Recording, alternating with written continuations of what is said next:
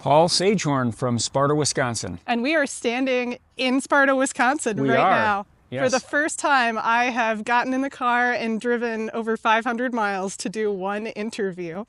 And we have talked for a couple hours this morning, and Yes. I think this video could easily be a couple of hours long. I think so. Let's start with the basics, like I always do, although this is the least basic it's been, I think. It is a 1980 Kenworth K-100, and it is one of the original trucks from the TV series BJ and the Bear, which ran from 1979 to 1981. This is the last truck that they built for the show. They built it in July of 1980 in Chillicothe, Ohio. One of three, is that correct? There is no real definitive number. There's at least 4 that show up that we can determine, and there were probably a few more. We know that there was a twin to this one built 2 weeks prior. We know about a 78, and then there must have been a 79 in there. We're not really sure. Kenworth has no records on it, so there's at least 4, but no one really knows. And I know this one's been repowered relatively recently, Yes. but what was the original engine? It actually has the original type engine, so it's a 400 Cummins, which is what it was built with. So that's what's back in it now. Everything is back to original. And transmission? 13 speed. And this truck, the story of how it came into your life is pretty special. And to start this, I think we should go back to the absolute beginning. Well, I was 9 years old when the show came on, and like a lot of 9-year-olds, and the 70s and 80s craze of trucking, I ended up watching the show and, of course, was fascinated by it. So I knew I wanted to be a trucker anyway. Thought, well, that'd be cool to own a truck like that someday. Never thinking I'll actually own one of the trucks. So. And your father fed into this also, right? Yes, he was not a trucker himself per se at that time. He owned a hardware store and was a businessman, but he still enjoyed trucks like a lot of people. That desire for me to always be a trucker was something he embraced, so to speak. I'm going to throw it out there that you're also the middle child of 5. You're the Yes. only boy surrounded by girls. Uh-huh. And earlier you were saying that when Moving On came on, it was at 9 o'clock at night here? Yeah. And how old would you have been I would then? have been about 5 years old, And 4 he or would 5. wake He you would up? get me up. Yeah, he would get me up to come out to watch it, and we'd watch it together. That I vaguely remember. So who was into the shows first, you or him? Actually, the funny part is the Moving On show, I still have a clipping that my mom saved from the TV guide that advertised the first episode. I still have it in a scrapbook. So I could probably have, my mom is probably the one that started this by saving this thing, putting it in my scrapbook, and then my dad, would have me watch the show with him. We watch it together, and it's one of those things, nobody thought in the 70s and 80s that 40, 50 years later we'd be standing around talking about these things. It was just something, it was part of our childhood and something you enjoyed. Like you said, he had a hardware business that's still in the family. Correct. 3rd generation. Yes, our son, our youngest son now owns it. Right here in Sparta. Yes. Which is why he moved here in the first place. Correct. Your dad has been a huge part of what you do and where you've ended up and absolutely everything. Well, we're skipping a little section here. You had a poster.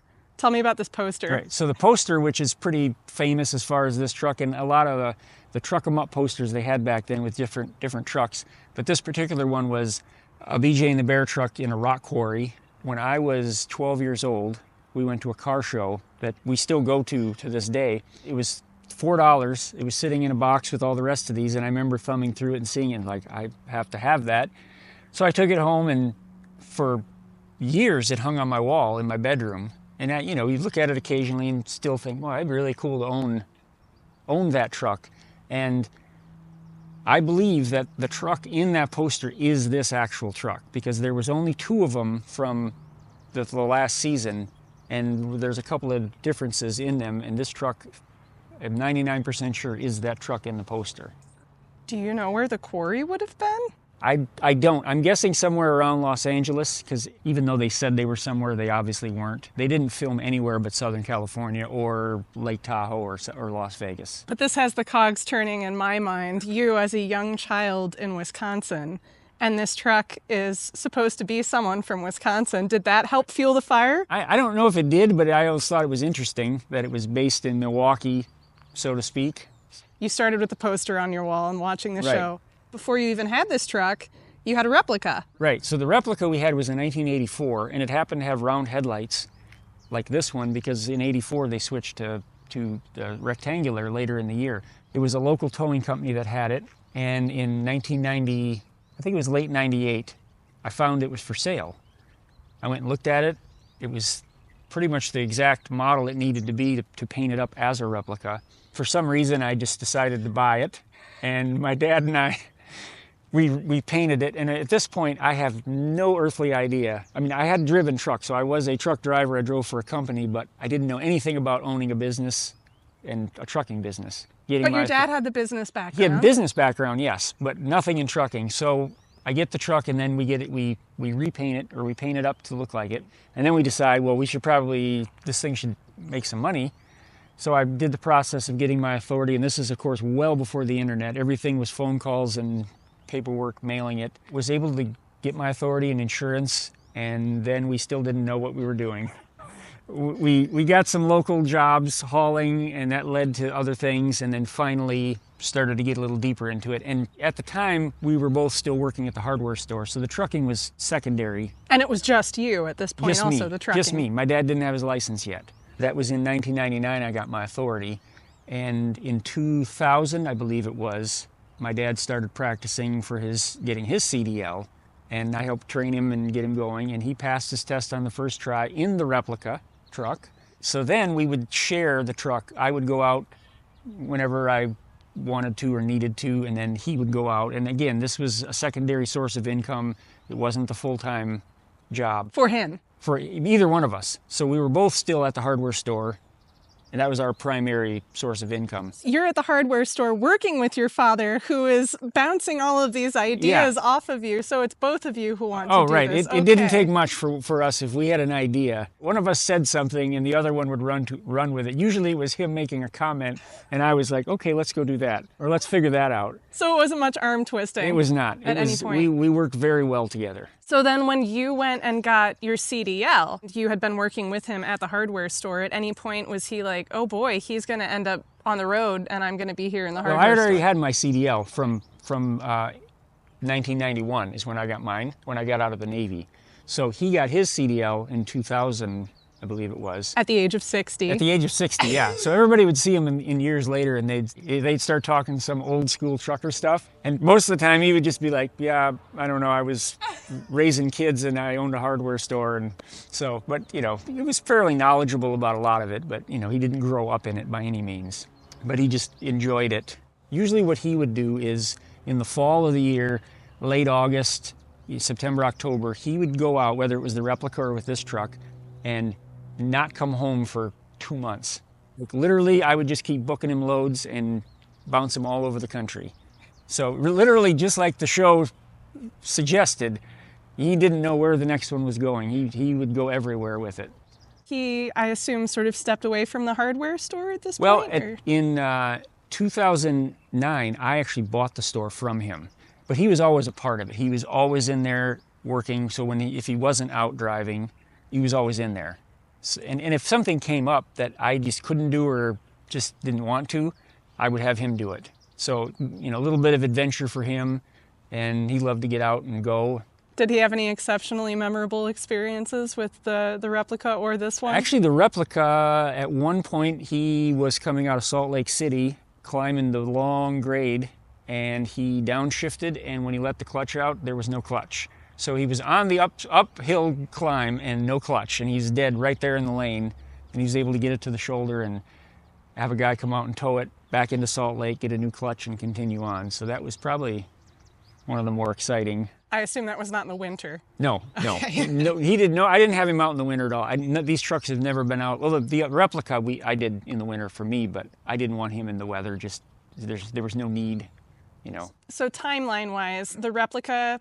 You got the replica when? In 1999. And did that have a matching trailer? Yes. So we eventually, about a year later after we got the tractor and we still didn't really know what to do in the trucking world, he said, we should find a trailer. So of course, what do? I start combing, and that, of course, it wasn't the internet, it was paper publications.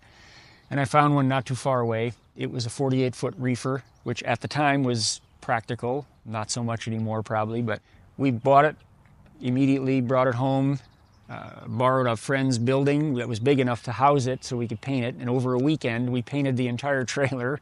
So by Monday morning, we had a matching trailer. Had any of you, or either of you ever painted? Oh yeah, my dad had a pretty long history of painting cars and whatnot, just from his days in the Navy, and he did quite a bit of that. So we were capable of it. We painted that to match. So then we had some more flexibility on what we could do.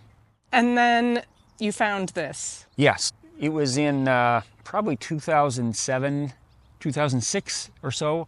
MSN site, which tells you how long ago it was. Far before the days of Facebook. Not the internet that we know today. There was a fan site, and it was for the show, and I became a member of it, and I logged on as I had the replica, which at the time was kind of a big deal for the people in there because they hadn't seen one. Was this like a forum, I assume? Yeah, just a forum. You go on, you chat, post pictures, whatever. Every now and then everybody would try to get on there at the same time and chat and do whatever.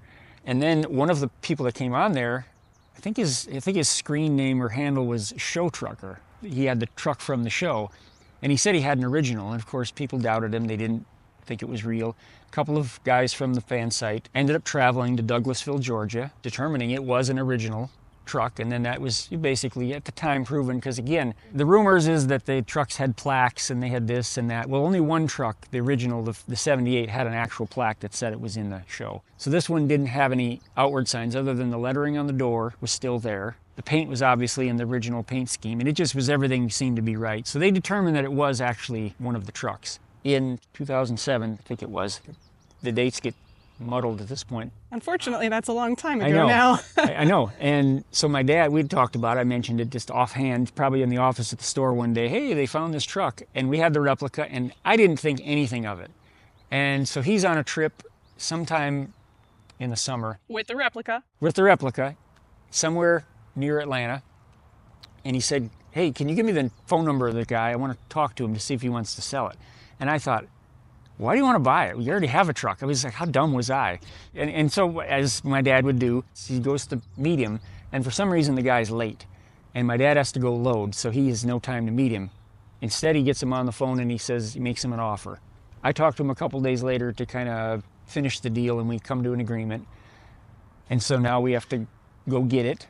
And a couple weeks later, I'm down there with the Moving On Sonny Pruitt truck, which I actually owned at the time, and a step deck to go pick it up out of his yard, which it had sat for 20 years. So he had been working on it in 1986, 87, had engine trouble, and ended up just parking it because he couldn't get the parts he needed or whatever it was. He had to get back to work, so he buys another truck. He parks this thing, it never moves again. And it has to be hauled home. Yes, right. Absolutely. It was missing a couple of wheels. The engine was torn apart. The engine block was sitting on a block of wood balanced on the front axle. It wasn't even attached to the truck. It was hooked to the transmission, but that was it. That's how we hauled it home. Did you realize all of this at the time? Well, at the time, I had never seen it. All I'd seen was pictures. You're going off your dad talking to him. There was a leap of faith, and of course, I had the step deck, which is not ideal for hauling a cab over by any means. An Aerodyne cab over. I don't recommend it at all. I got a hold of James, the owner, and I said, listen, James, I don't have ramps. I don't have the proper trailer, so if you could you dig a hole in your yard in front of the truck? We'll back into the hole, and then he said he had a skid steer and a pickup or whatever you got, we'll just pull this thing on. I got there, he had the hole dug, we backed the truck in, we used the skid steer and I believe it was a Dodge Dually. Now we got it on there, and then we used the Dodge Dually to pull my truck out of the hole because I couldn't get out of the hole with the Pruitt truck. We were stuck. Got it all set. It was oversized, of course, it was tall, so we put the banners on and everything. And you're not an oversized, like you regularly don't haul No, oversized? I didn't at that point. I had really done very little oversized. I knew the basics of it. It was all permitted, and the routes and all that. And my Wyatt, the youngest son, who was probably 10 at the time, he was with me. So he was my helper. And navigator at some point. And navigator. Very important navigator, yes. He has the business right across the street from Correct. where we're standing now. As he's gotten older, he actually ended up purchasing the hardware store from me in 2016. My dad was still alive then and in very good health, so it actually worked out where Wyatt, who was only 20 at the time, bought the hardware store. My dad was able to work in there, and then I just did the trucking as my main source instead of the store. And then they worked together until my dad's passing in 2022.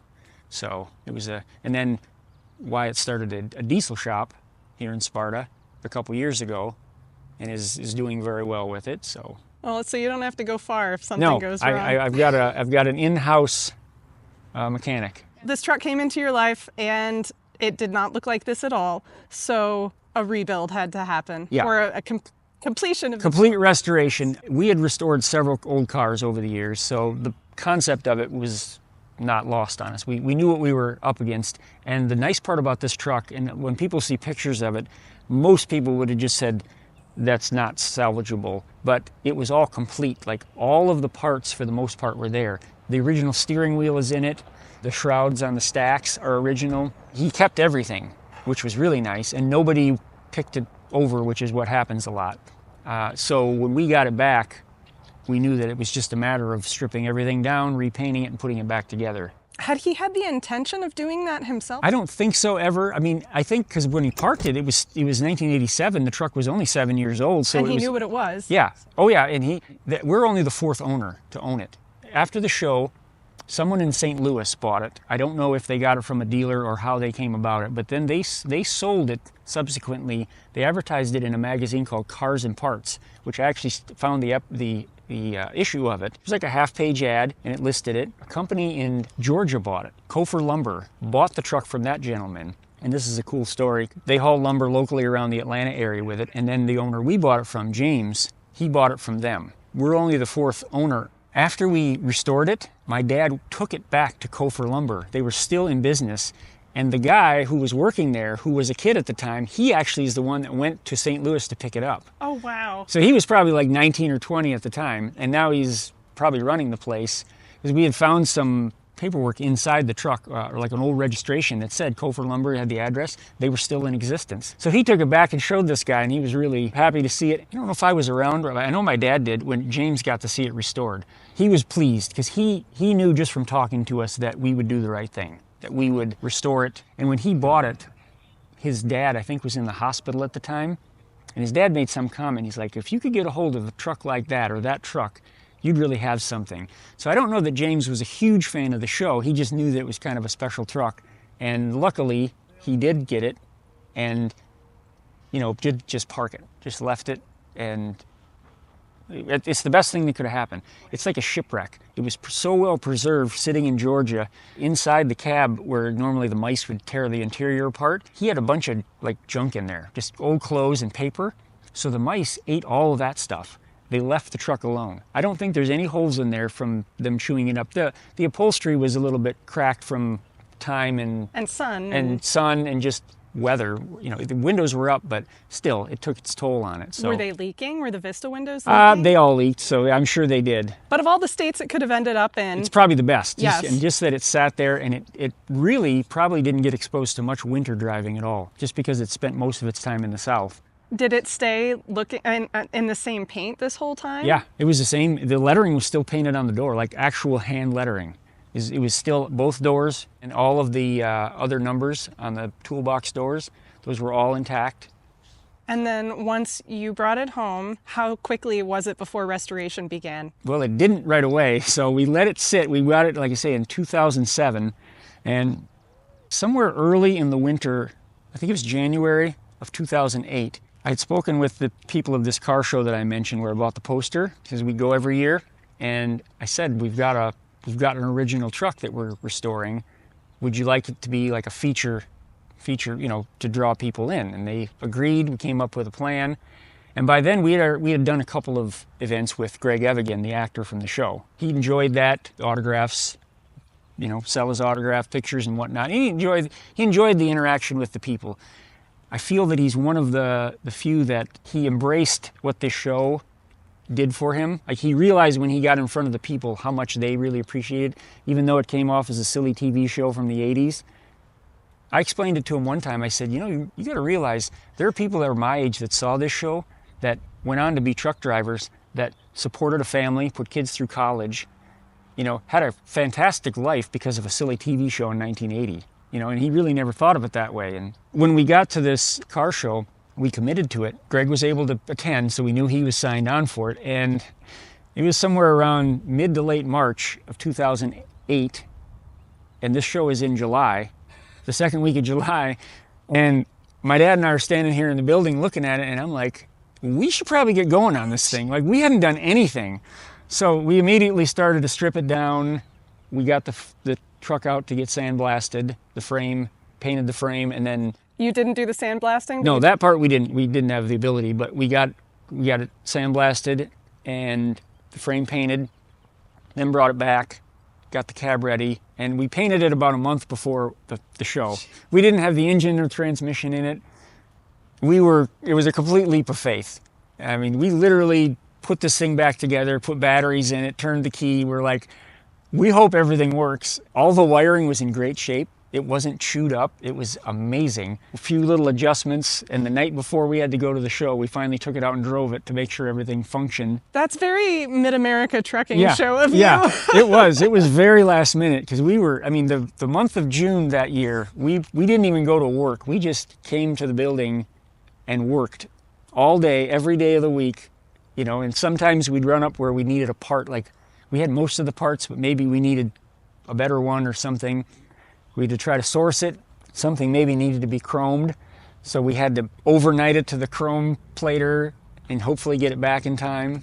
Speaking of that, that's the original bumper on the truck, right? Right, so one of the things that James had in the box of parts was the original bumper with the fog lights still mounted in there.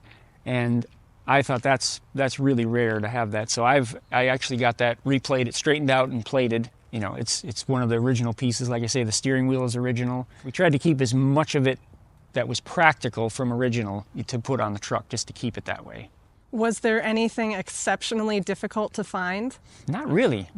Surprisingly, some of the parts could actually get through Kenworth at the time. We could source them. At the time, we were using the dealer in Madison, Wisconsin, and we got a hold of a really good parts guy that was good to work with, which with something this old, I mean, he had to go back into the microfiche or the paper, you know, he had to call Kenworth to really source some of this stuff, but he was Honestly, it was probably the perfect time to be doing this restoration, because people didn't really care that much about cab overs. No, there wasn't that many. I mean, but the parts were available. Yeah, you still could get parts, and some of them surprisingly came right from Kenworth, and they were fairly reasonable. They weren't outrageous, so that was kind of nice. Did anyone throw anything extra in because they're like, oh, nobody else is going to be doing up one of these? Not really, not really. We didn't get that lucky. Yeah. Other than obviously the whole entire story and having it and all that, what is the best part about this truck that you could pop out of your head I think now? Probably when we take it to an event, or if somebody sees it out in the wild, so to speak, which is very rare anymore. But if we go to an event and the people they see it, and they were just like me, they watched the show, and they can't believe they're actually standing in front of it. It's the real deal, it's not a copy. And they're standing there, let's say it's by the driver's door, and you open it up and you say, well, get up in there. And they look at you like, you're kidding, right? Like, no, it's just a truck, come on, just go ahead. You came this far, and they're 9 years old again.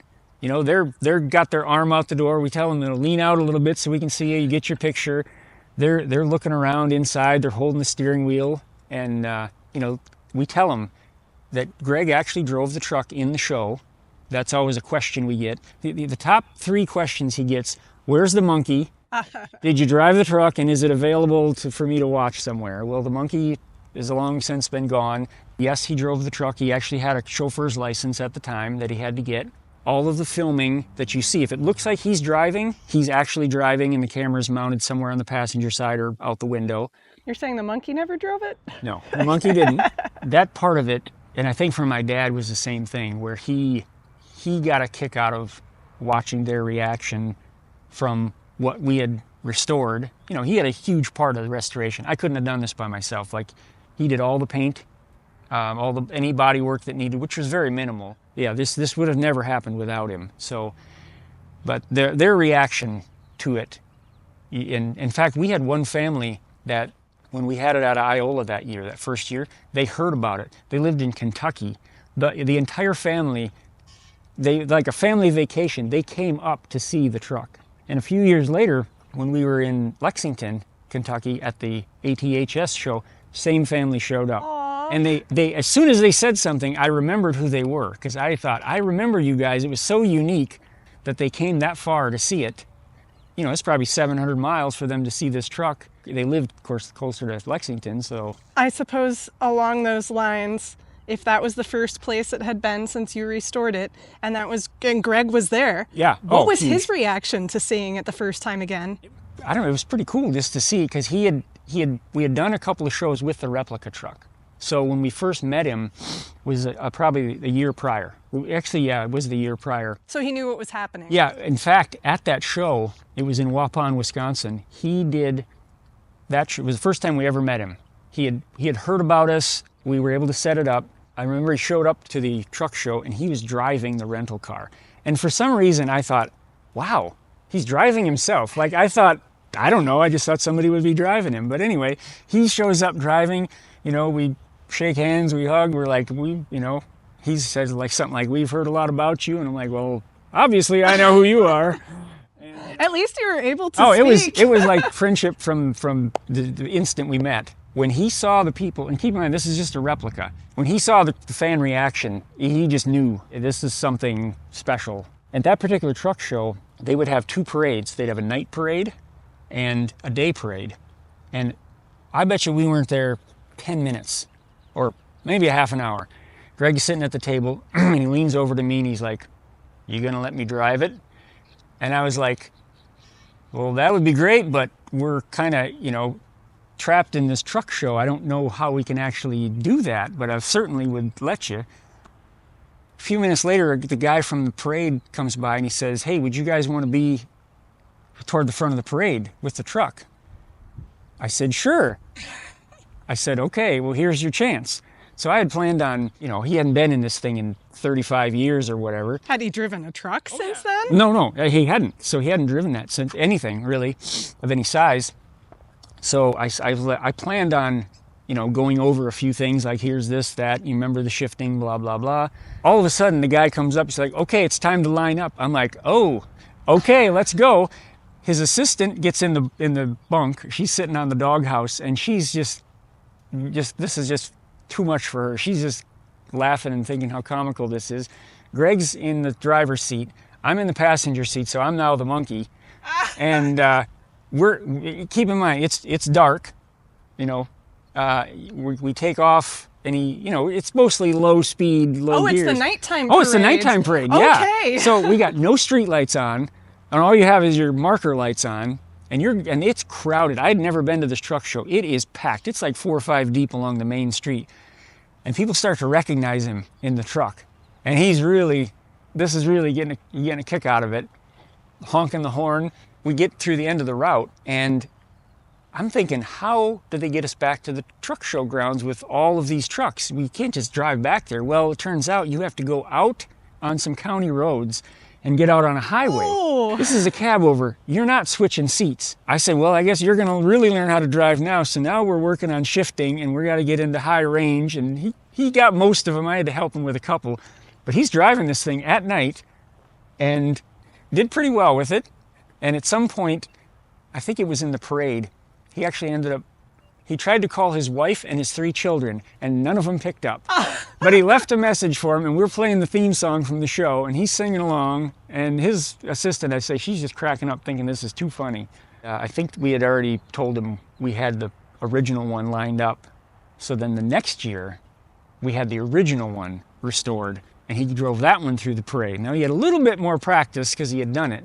And then the people had seen him the year before, so now they really recognized him. And I can't imagine what they were thinking. Like, here's the guy that was in the show in the truck, and I'm here, and oh my God, I can't believe this. Hallucinating at that point. It was a good time. So that was the first few events we did with him, and we did several over the years where he was able to make it to the events, and I think it was pretty popular. People get a kick out of it, and he seemed to enjoy it too.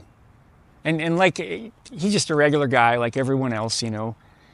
He just, we would go to Cracker Barrel and have dinner and just hang out. And in the meantime, this fancy truck wasn't just on screen, but your dad worked this truck for years. The amount of money I had to put into this truck, we sold the replica because we didn't need 2. Did you have them at the same time for a while? Yeah, at one time we had for a little while, and just very brief time, because as soon as this one was roadworthy, I had a friend I initially sold it to. He had heard that I was going to sell it, and he said, well, I'd like to buy it from you. So that was already set up. So we sold that truck, and then this truck, at that time, I had the Pruitt truck, the moving on truck. So I drove that one. Also screen used. Correct. I drove that one, and my dad drove the cab over. And like I say, this was always summertime, late fall, whatever. No winter driving. There was no need for him to be out in the weather with us for any reason. So he would take it out and pull that matching reefer. People would get a kick out of it. One time he was in Alabama, parked in a truck stop. For some reason, he got up and looked out the curtain, and there's a Alabama state trooper parked in front of him. And he's like, he has no idea what's going on. And I think he probably got up, because usually when he would see somebody around the truck, he just knew that there'd be some kind of interaction, so he got up. Well, it turns out this Alabama state trooper was also a trucker. He also had a CDL. Wait a second, was it Bob? Yes, it was Bob. So that's how he got to meet Bob. And he meets this guy, and the guy is just like, you know, again, he's like a little kid, I'm sure. I wasn't there, but he ends up meeting him. He gives him his card and says, if you're in the area and you ever need anything, let me know. Bob is who went and looked at my truck before I bought it, because it was really close to him. Yeah. That's amazing. Yeah, so that's where my dad got to meet. I've never met him, but my dad got to be a friend of his. And so this truck is it's all been about being in the right place at the right time, because you just dropped the matching trailer situation, which you had the replica matching trailer. Right. But what's in the building beside us so, here? As a pure, just absolute dumb luck, probably in 2009, I think in the years, I can't remember, I was actually out trucking. I was out in California, and I was going to load at a place in Fontana. I couldn't find the address for some reason, and I pulled along the side of the street, and I was calling the girl up to get directions just to find out where it was, and I was looking for a landmark to tell her where I was. And as I'm panning around, I look to my right, and over this 6-foot block fence, I see broadside to me a red and white trailer, and I know instantly what it is. I have no idea what I said to the girl after then, because the conversation just went blank. Obviously, I found what I was going to pick up because I picked it up. And then on my way out, I stopped at this place. It was a used equipment yard in Fontana. The owner wasn't there, so I had to do a series of phone calls. And it was for sale. That's what he did, is he bought and sold. He ended up buying this trailer from Universal at an auction years earlier, just for storage or whatnot. That's what he had, just stuff in it. And it had belly boxes under it. It had a lift gate. Generally looked the same. I knew it was one of them. I just knew it. So over the course of the next week, we ended up striking a deal. 2 weeks later, I ended up going back with the Pruitt truck. Yeah, I had to have been driving the Pruitt truck because that's what I picked it up in. So I went back with the Pruitt truck and picked the trailer up. It was at the beginning stages of the American Trucker Show that we were a part of back in 2010 or 2011, I think it was. So we got some film footage of that before the show even existed, just because we knew it could be special, and it's the only time we're ever going to get that chance. And in the meantime, you see this trailer and you're thinking, I can't tell anyone it's there. I told no one.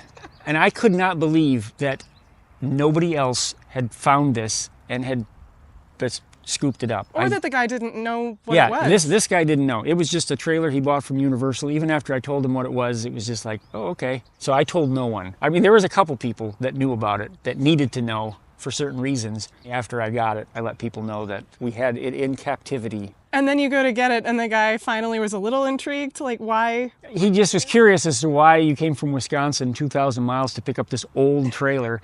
And I told him, and then he was like, I don't think he had heard of the show or whatever, and it didn't mean anything to him, so I was like, okay, that's good. Because the trailer is older than the truck. Yeah, the trailer's a 73, and the truck is a 1980. So do you have any idea why they would have used it? I think it probably just fit the bill, and they found a matching pair, and looked cool, right budget, could do what they needed. Exactly. And then they used it for years. They used it on film sets and movie sets, and you actually can find it. It's in at least one episode of Knight Rider. It's in a movie. In the background, just there? It's sitting there broadside at a street. The car does does something in front of it. It's just right there.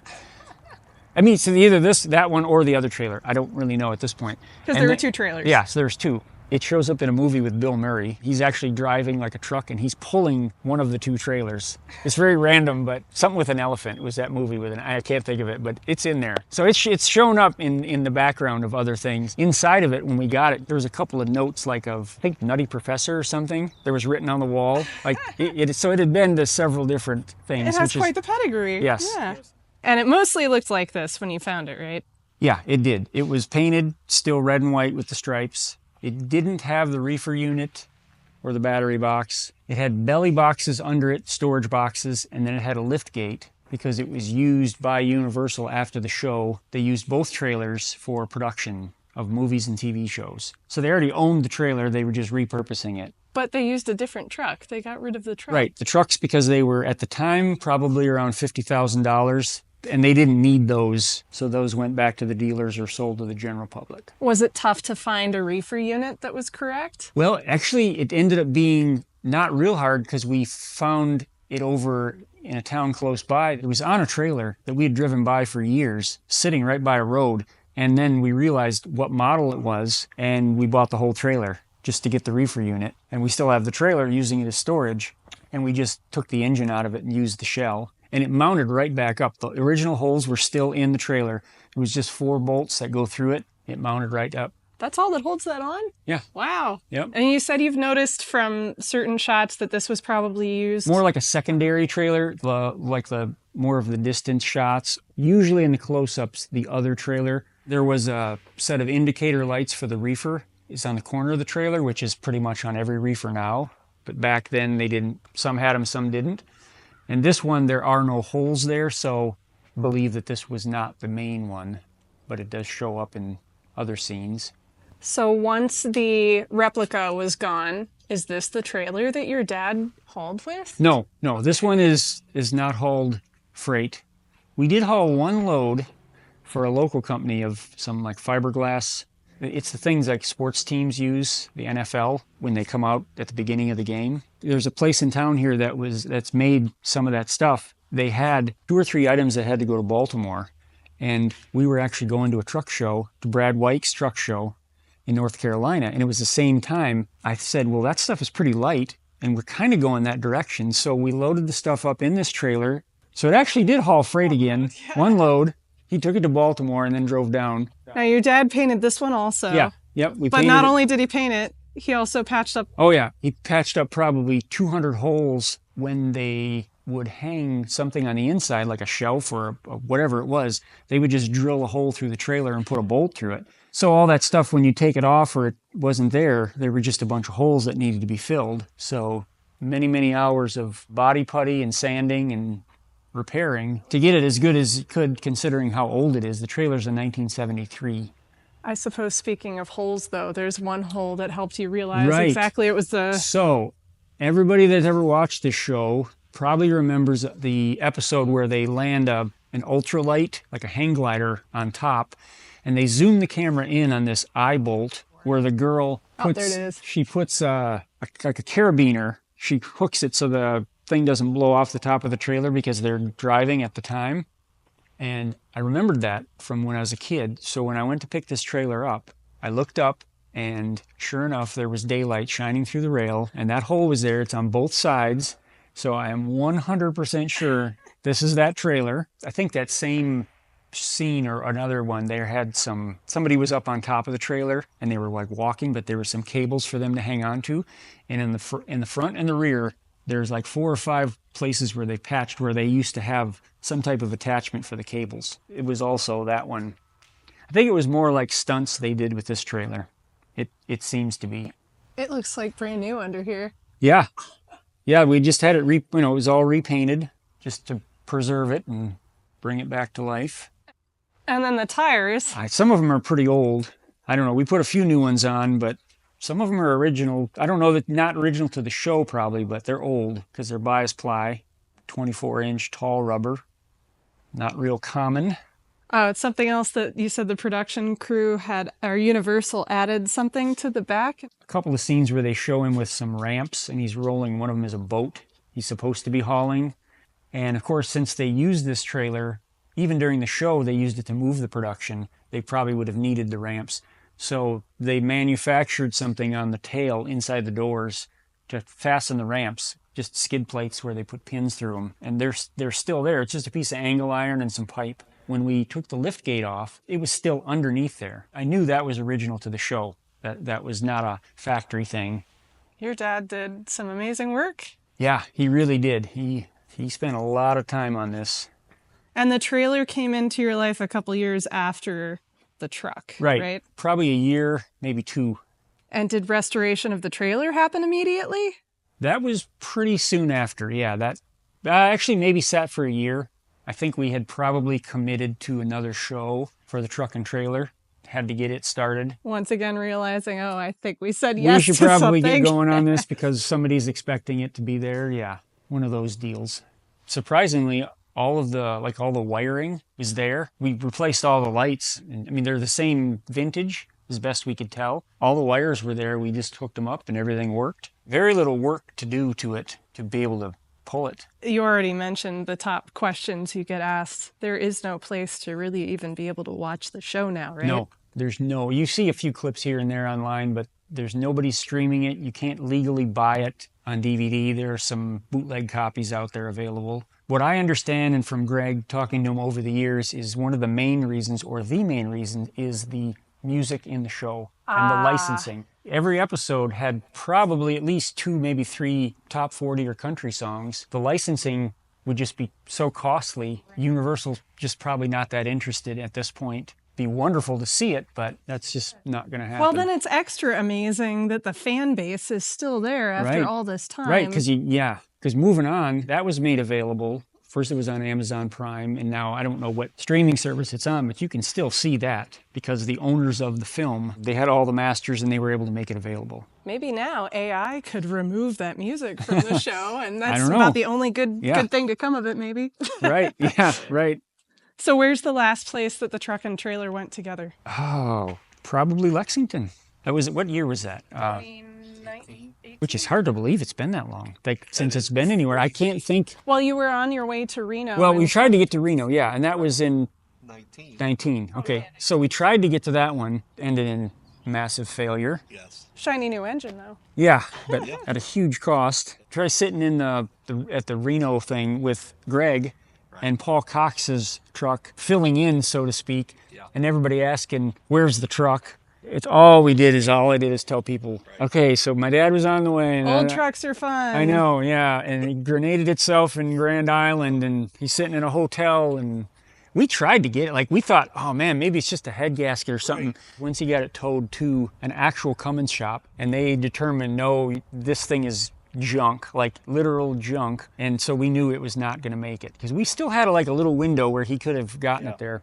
I remember that. There was hope still. Yeah, it was just going to be the tractor. It was even a matter, someone coming and towing the truck. Well, logistically, we were trying to figure out if we could find anyone. I mean, I was already flying there with my nephew to work the table selling posters, and so then I have no posters to sell. So they're all in a freaking truck. My dad second day aired them from there, which was still costly. Oh, yes. I'm pretty sure I didn't make any money because it was like a couple $100. Plus paying off an engine. Yeah, well, the engine thing, so then first of all, the engine that was in it was the one out of the Pruitt truck that I had rebuilt. Oh. So it was a 444 Cummins that everybody said was a fantastic engine. I didn't really know much about it. We had Pittsburgh Power redo it because that was all the craze at that time. We bought it in Oregon, had it shipped there, they rebuilt it. So much horsepower, just a silly amount of horsepower.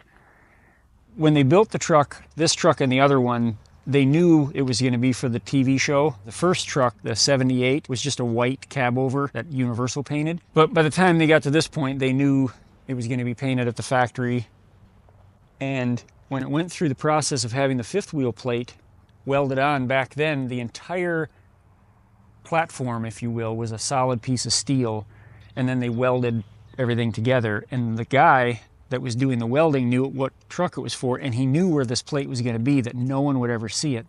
So he had the foresight to weld under there BJ and the Bear, and then he put by WS. His name was William Sorrell, but he went by Bill, so he put WS thinking that no one would ever figure out who it was. When we got the truck, I was just inspecting it. I was crawling around under there looking, and this is a place under the fifth wheel plate. You would never see this. Even if you were working on the truck, there's no reason you'd be up there. My flashlight just happened to hit it, and I noticed it looked like, something. So I got in a little closer and realized it was writing. We took it apart. We could really see it. And the fifth wheel, we ended up replacing it because we knew we were going to use this commercially, so we wanted a more reliable fifth wheel than the one that was on there. Was basically froze up. So we ended up cutting out this piece to salvage it. And in the process of all this, we had made contact with somebody at the Kenworth plant in Chillicothe, that had worked there for many years. In fact, he was part of building these trucks. He was on the paint line for the interior back in that time, but now he was in management. So he went through the archives and found out who worked at the factory with those initials at that time, found the gentleman. He had since retired from the plant, but he still lived in the area. So when we went back there for the American Trucker filming portion at the plant, they invited him to come to the factory. And in the end of American Trucker, they interview him. He's like one of the last scenes, and we got to speak with him quite a while. And he's since passed away, but he was what I feel he was genuinely humbled that we took the time to want to know and meet him. And you could tell that when you talked to him. He just couldn't believe that we cared that much. And we were like, yeah, we want to see who had this much thought. And so it was a neat interaction. Wow. And that you found it. Yeah. You noticed it. Right. It's just weird that it was completely by accident that the flashlight hit it, and I could tell it was something. That's hefty. Yeah. So that's what would have been right here. So on this particular one, they take that out probably for weight savings, but this whole thing was one piece of steel, and it was upside down in his booth whenever he was welding, or he was able to flip it over however he did it. So that's how it came to be.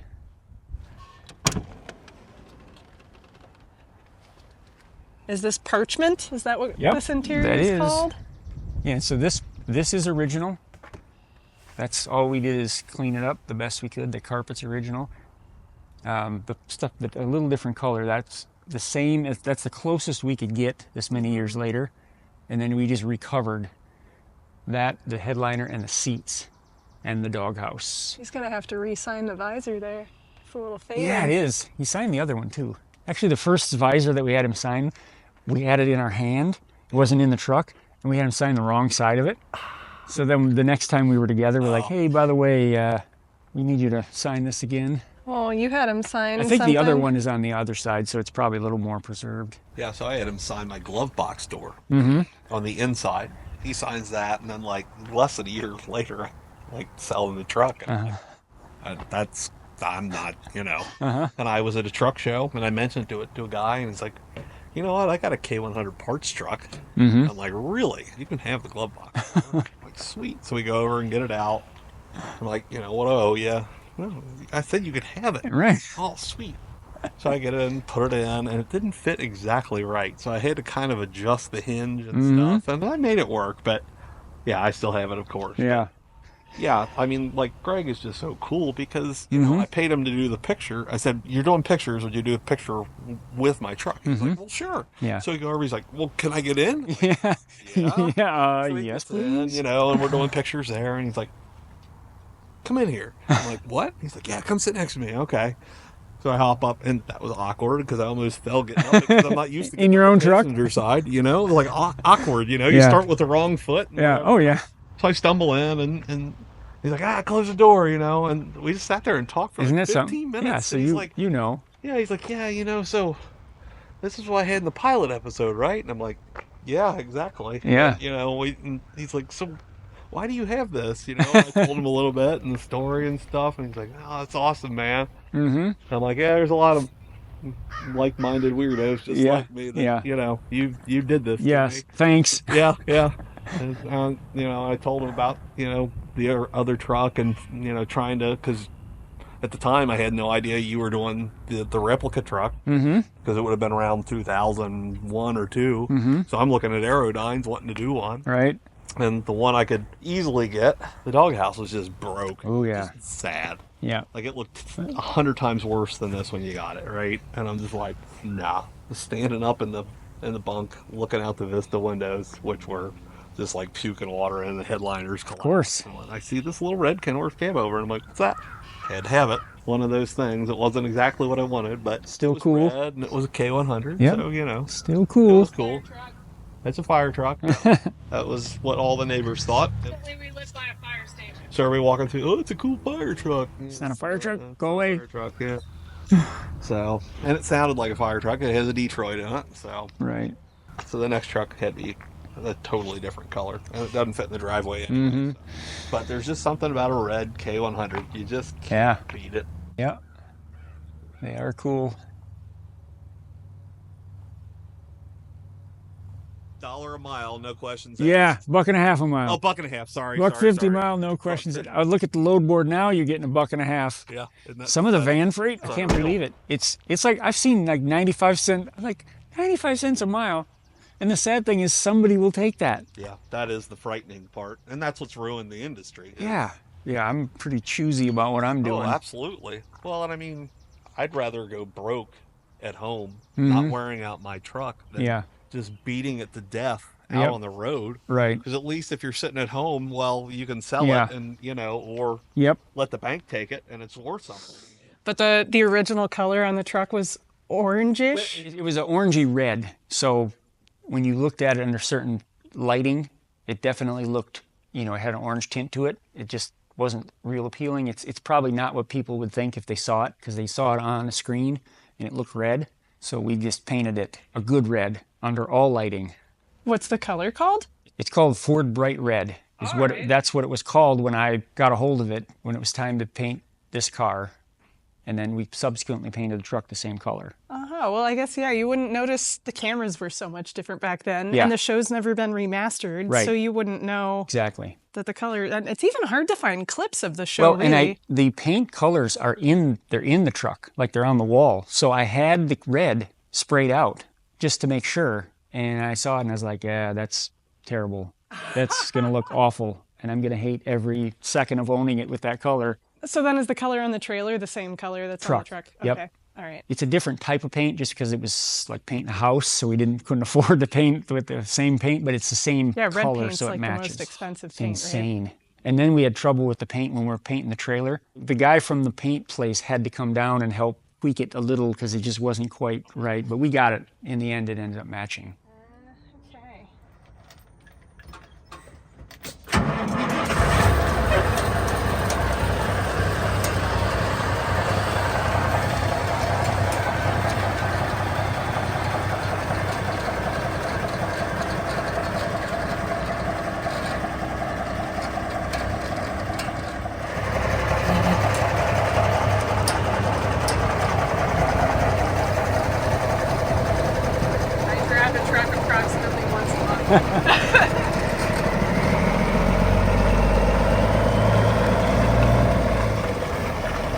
Just washed it. Now I'm driving through the dirt. That's okay.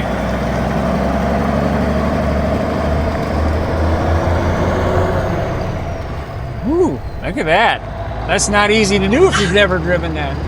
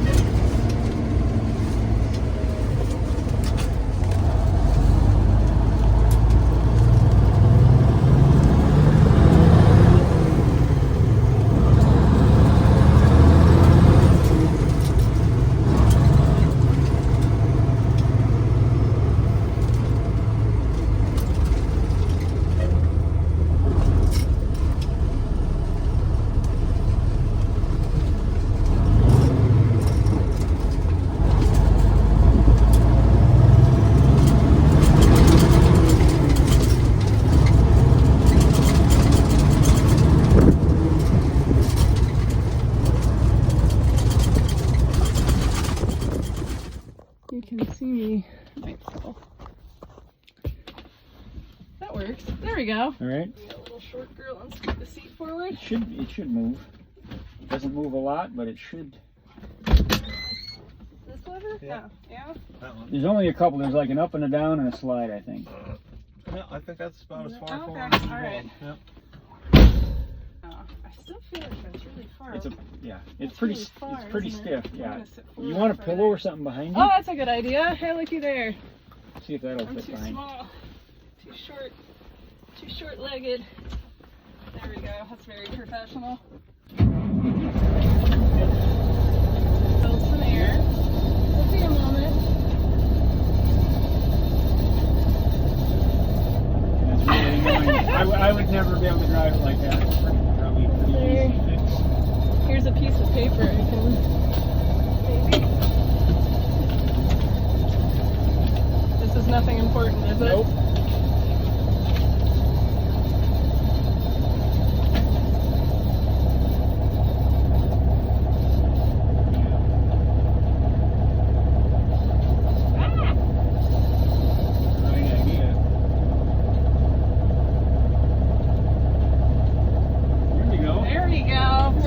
Okay.